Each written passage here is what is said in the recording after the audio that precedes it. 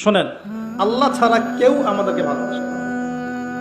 যারা আছে আমাদের আশপাশে, এটা হচ্ছে একটা কি বলবো, মেনে নেওয়া সম্পর্কের মতো সম্পর্ক আছে, মহব্বত আছে, স্নেহ আছে, দয়া আছে, মায়া আছে।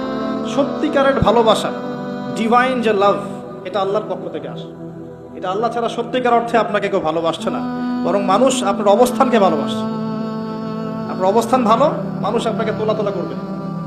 অবস্থান খারাপ হয়ে যাক, দেখবেন আপনাকে মানুষ চিনছে না, কাছের মানুষই চিনবে না, কাছের মানুষই চিনবে না।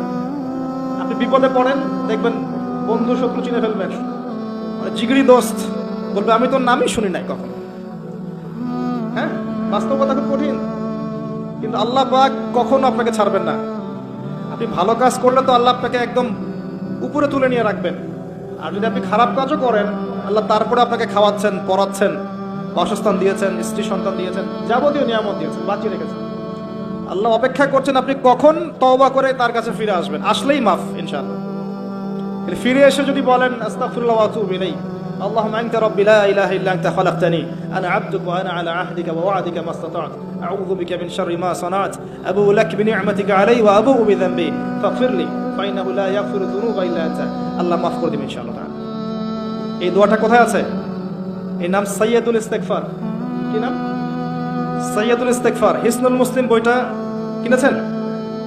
গুগল প্লে স্টোরে যান, অ্যাপস এখনই ডাউনলোড করেন, হিসনুল মুসলিম, এখানে বইটা, পুরো বইটা দেয়া আছে। তো আল্লাহর কাছে আসেন, আল্লাহর কাছে ফিরে আসেন, আল্লাহর কাছে আসেন। এটাই হোক আপনার জীবনের কাছে আসার গল্প। আল্লাহ পাক আমাদের সবাইকে আল্লাহর কাছে ফেরার তৌফিক দান করুন, আমিন। যে কথাটা বলতে গিয়ে এখানে আসলাম, যে আল্লাহ ছাড়া সত্যিকার অর্থে কিন্তু আমাদেরকে কেউ ভালোবাসে না।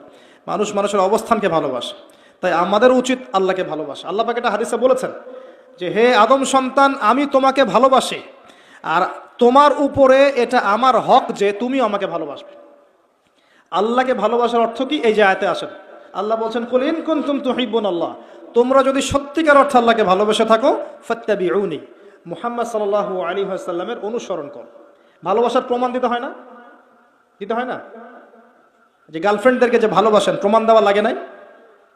অন্য মেয়েদের নাম্বার ডিলিট করো যদি আমাকে ভালোবেসে থাকো, বলে না? বলে। তার মানে এগুলোর সাথে জড়িত আছেন।